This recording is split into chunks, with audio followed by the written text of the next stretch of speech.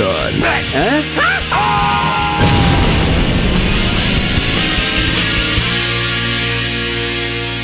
Hello, I'm the Nostalgia Critic. I remember it so you don't have to. Hey kids, you like cat videos? You like dog videos? You want to see a movie about them? Well, too bad, that's what we got. Eat it! Eat it!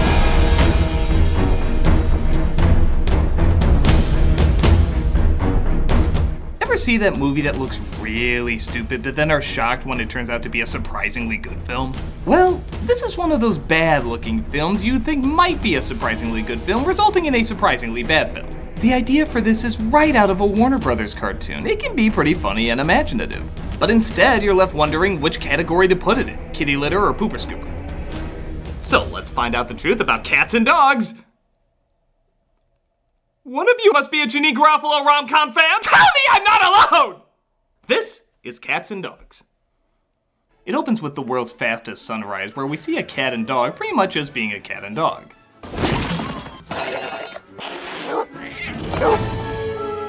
Until it turns into a really bad Doritos commercial. Fun fact, this was actually supposed to be a crossover between crappy CGI Garfield and crappy CGI Marmaduke. Until they realized, no. We cut to a woman setting a pie on the windowsill in her 50s style dress with a bow in her apron, because somebody somewhere thinks somebody somewhere still does that, when the cat and dog land on her. Now her reaction to the cat landing on her is fine, but look at her face when the dog lands on her. What the hell kind of face is that? Comedic expressions are supposed to get bigger as more stuff happens, not scaled down. How do you even duplicate that face?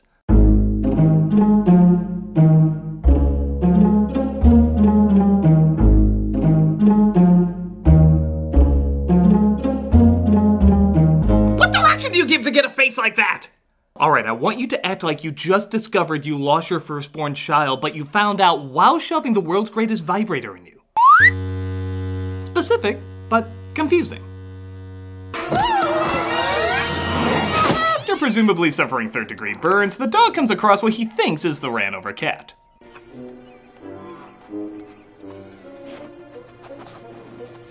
It's a trick. Get an axe. But a van of cats comes by to abduct him. And if you're thinking to yourself, okay, that was a tolerable short film, I'm sad to say that a movie comes with it. Control here. We've got a serious problem. Shouldn't that be dog-napped? If you're kidnapped, you're not held hostage by a kid. Unless it's this kid, but I'm never taking that babysitting job again. We then cut to a farm where a new litter of puppies are waiting in a barn. Just guess which one of them is the dreamer. And when I say dreamer, I'm using the movie definition, meaning never happy wherever the hell you are. I want adventure, not wait for someone to take me to some boring old house. Don't you want to do something exciting? Like be a police dog. What about one of those Russian space dogs, or maybe sample the great bones of Europe? You know as dogs we're not so easily entertained. Why can't I yearn for never being satisfied?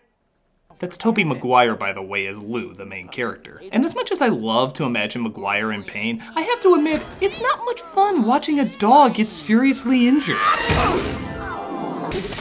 I know it's effects and everything, but how much fun is it really to constantly see cute little doggies get pummeled into hard, solid walls? Isn't that like what sick kids watch? So the puppies are being sold off, but it looks like they're replaced by other dogs from a secret organization. Let's move it! Top secret operation! Into the hole! Double time into the hole! Oh, by the way, you never see those puppies again. They vanish from the rest of the movie. What are we supposed to assume they did with them? So one of the replacement dogs is supposed to be adopted, but Lou is left behind and gets picked up instead. Not good! Yes, that one on the left looked particularly disappointed.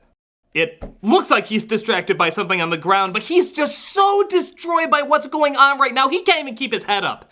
In fact, I wouldn't be surprised if every dog in this movie has that exact same reaction. Just constantly looking all over the place as if they're always distracted. But it's not. It's the pain of this one scene that's ripping everybody up inside. I know I read the script, it's in crayon. The irony is, as poorly as the animals are trained in this movie, some of the actors are trained even worse. Take this kid, for example. He's as invested as a wooden board who just found out he's a wooden board. Okay, How about loser? But what can you expect when you're the son of Jeff Goldblum? Proboscis viscosity. Immune response. Jeff, we haven't started recording yet. I know. He plays a scientist who's trying to find a cure for dog allergies. Though, by his cartoony door, you'd swear he was trying to figure out how to blow up anyone who came towards Scrooge McDuck's money bin. DuckTales, woohoo. Lou is approached by a secret agent dog named Butch, played by Alec Baldwin. Yeah, humans can get a little emotional. You'll get used to it. Ideal casting, having Alec Baldwin play a bitch. Butch fills in what he thinks is a cadet about the catnapped. It still makes no sense to me. Agent. This was your predecessor, Agent 1364, aka Buddy. We nicknamed him Testicle Chin. Try to guess why. Sam, what's your 20? That's Sam. He fast forwards the film. In fact, all of us seem to do that a little too much in this movie, but I have no excuse out of that. It's just sloppy. Request permission to pant heavily, sir. Granted. I hope that was just panting. Don't play that again. But Lou reveals he's not an agent, and Butch tells Fox McCloud his disappointment. You promised me a professional. And what do I get? A puppy. There's no time, Butch. The puppy stays. End of discussion. And if you could tell Slippy to save his own warded ass every once in a while, that'd be super. We then cut to our main villain of the film, Mr. Tinkles, voiced by Sean Hayes. This is the best character in the movie. Not because he's written the best or performed the best, but because most of the time he's completely animated, allowing more control over the character. So if you open your world domination pamphlets to page 3, I will show you. I want you to stay here. Why? Because I hate you. With all the others, it's clear they're just waving treats in front of them, so they always look unfocused, and it's distracting as hell. But this character looks like he's always in the moment because he's animated that way. At what point did you forget that We're trying to take over the world! In fact, why wasn't this an animated film? With all the CG used in this, it actually would have been a pretty good CGI film, with fewer limitations. Instead, we just have uninvested animals looking like uninvested animals, just with little talking mouths put over them. Why would anybody watch anything with a character they know wasn't really in the moment? So the dogs tell Lou the backstory of their war between the cats. he forced him to build pyramids, monuments? Dogs, being man's best friend, grows up. You know, do we really need a reason for cats and dogs to hate each other? We kinda just get it. Everybody knows what'll happen if that wasn't the case. Dogs and cats living together, mass hysteria. And the people just forgot? Well, you have to remember, they're very primitive species. Heck, they can't even take responsibility for their own farts. Guilty. Well, I'll give them this. For a film of this stature, that was a long time to wait for their inevitable fart joke. What is that, like 20 minutes? In fart joke years, that's like an eternity. So Goldblum once again tests out his allergy cure. Oh no, it's turning me into the fly. Help me, help me. Even though it's not finished yet, two ninja cats try to sneak in to get the formula.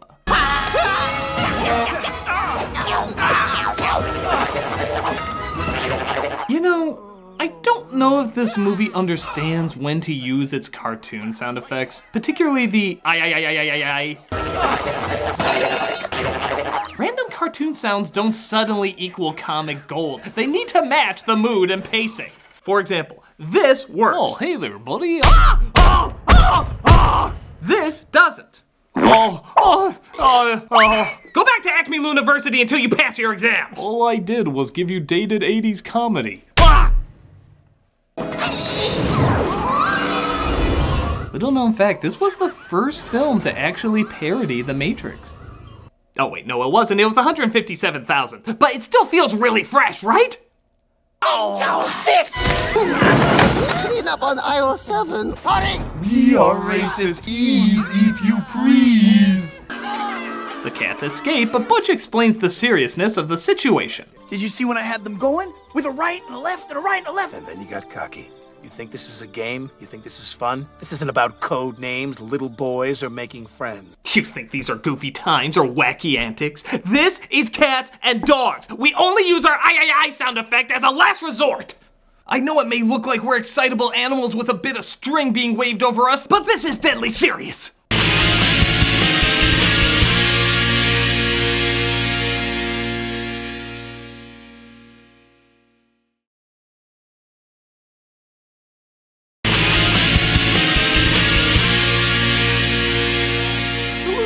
across a dog named Ivy, played by Susan Sarandon, who seems familiar with their undercover operation. Glad I'm not the only one excited by the chicken. I'm sorry, but I think you gotta leave. My orders are clear. I am not Orders? My weird floating chicken alien legs question that. Ooh, tough guy. Stop with the agent stuff. Okay, the almost perverted imagery in this film is almost making me uncomfortable. Okay, now it's making me uncomfortable. I don't like this R-rated cut for Secret Lives of Pets. Could you do that again? But it looks like the boy isn't getting enough time with his busy father, because we're 40 minutes in. I guess we can start using that cliche. Yeah, he's building a bomb. Dog allergies my ass. You're gonna see his name at an ISIS auction very soon, I can assure you. And if you go to ISIS auctions, can you give me your name? I just want to make a few calls. But it's okay, because Lou keeps him company, and how the bitch do you get caught in a soccer net? No, seriously, that's not just stupid, that's baby-proof the stairs moronic.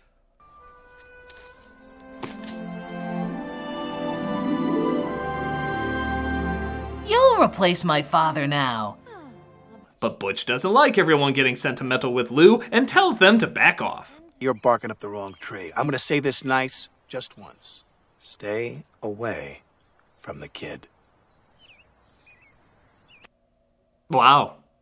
Not since I put 2 dot eyes on a stick figure I drew in first grade have I seen such dead, emotionless eyes staring back at me.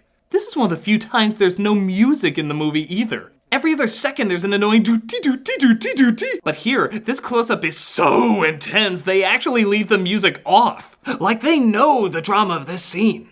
You will believe a dog can have no idea what he's supposed to be looking at. Sorry, a close-up of eyes doesn't automatically equal high drama. The mother comes across a stray cat and brings him home only to discover it's another spy. I'm on to you, kitty, and you're in big trouble. I think not, baby puppy. Look out, code 4. Human! Quick, Sam, smell my butt. All right, break it up. Break it up. Yeah, knock it off, dogs I don't own. Why did that anger me? They have a big battle trying to fight off the cat, but the mother comes home, as conveyed by that keyhole shot. Very essential. But Goldblum accidentally knocks the cat out with the door. What does any of that have to do with dog allergies? Unless you're trying to contact Gozer to get her a sample, I don't see why you would need all that. I will tell you nothing. So the cat is captured, or dog-tured. See, it sounds stupid the other way around. And Lou gets to spend more time with his boy. Okay, how do you always find me? Go, Warren, you can tell me. Let's hear it. Ruff, ruff. Come on, you can't catch me.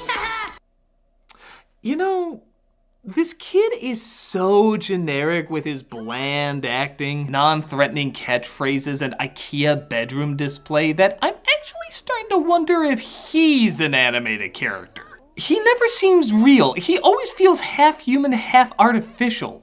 A Hogarth Joel Osment, if you will. Yeah, I can remember all the times as a boy I cheerfully shouted, "Belly rub!" Though to be fair, if they're any like the ones before, it might be warranted. But they stumble downstairs where Goldblum seems to be lacing all his nuclear explosives with food coloring. By God, it's every single one of Jeff Goldblum's uhs. He packaged them up. Look, there's an from Jurassic Park. There's an from Powder. And there's an from his biography, But Daddy's very angry when he discovers his work is destroyed. My work. My rainbow of fruit flavors. Now no one will be able to try trout strawberry. Allergy formula complete. But we get a dog-oo-s mutsy nut, as it turns out that somehow created the cure for dog allergies. Aha, I can finally partake in my dog sniffing fetish. No longer will this film be an unfunny recycling of David Letterman's stupid pet tricks. But Grumpy Cat's sex change disguises himself as his comatose master. They send a fake pamphlet saying the kid won a contest to lure them to the factory. Uruguay versus Chad. I don't remember you entering any contests, though. Can we go? Please, please, can we go? Maybe he's an animatronic, like the ones that almost look real but just make you uncomfortable. The cats knock them out and hold them hostage to get the dog's attention. Recognize these humans? Listen, if you're Al-Qaeda, just take the bomb. I've spent years perfecting it. Change the battlefield. Change the world. So the dogs take a pod that's so fast it knocks their heads back. Except when it doesn't. Maybe that's just a weird dog tick. As they apparently travel to the center of the Earth where their headquarters are. Okay, this might sound kind of silly, but Cats and Dogs is really losing me on its credibility. It's going off the rails even for this movie. I mean, how gullible do they think we are? The World Council voted to sacrifice the Brody family. When the dogs decide not to save the family, wow, dogs are kind of dicks. We find out why Butch is so cold. To protect them, we work for them. So when they go off to college, they can dump you with some old lady who can't throw a ball without so much as breaking her hip. Is that what happened to you? No, it's just a completely random thing I said. Of course it happened to me! Eventually, though, the two of them decide to take on the cats themselves as the family tries to stay calm. Now don't be scared, Scotty. Everything's gonna be okay. I'm not scared, Mom. It's all right to be scared. Perfectly natural. We'll be okay. Mom, really, I'm okay. I know this is for a joke and all, but I don't care how old I am. I'd be pissing my pants 7 colors of fear if this happened to me. Kid is like Pinocchio. One day he'll be a real boy, but definitely not in this scene. Oh, but I've nothing to hide.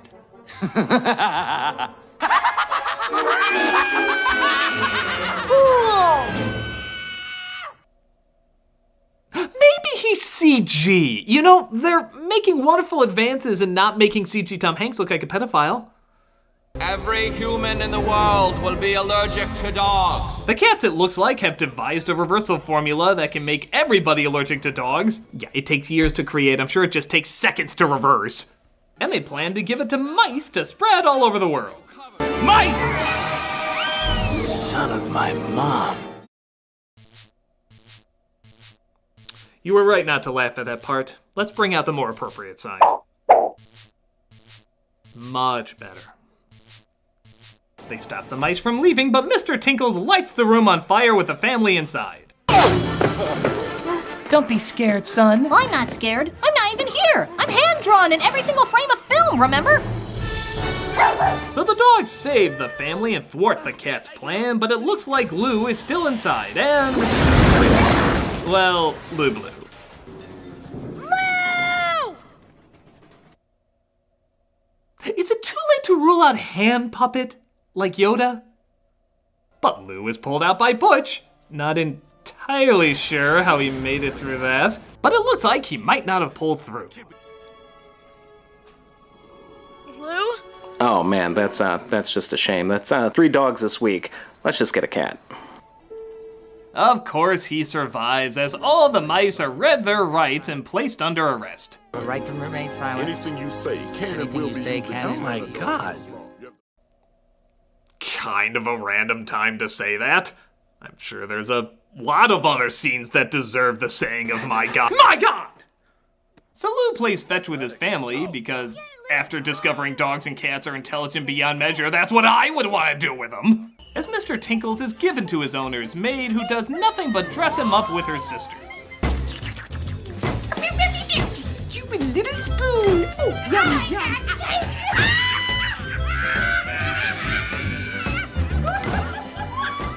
If you feel like you're going totally insane right now, don't worry, the film's actually been doing that to you for a while. You're just only now noticing. In fact, the credits are rolling right now, but because this movie has driven you so bonkers, this is all you can see.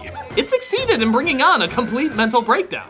And thus, you can check yourself into the cats and dogs mental ward at your local mental hospital. Trust me, they all have them. So, what the hell can I say about cats and dogs? It's from the same director of Son of the Mask. That explains a lot, doesn't it? While it's nowhere near as bad as that film, you do see its paw prints all over it. The awkward comedy mixed with confused direction combined with pointless sounds and inconsistent effects. It's not a good flick, which is a shame because it is kind of a funny idea with funny possibilities. but as cat or dog vomit goes, this isn't one I'm looking forward to cleaning up anytime soon. So, thank you all for watching, and tune in next time when I take a look at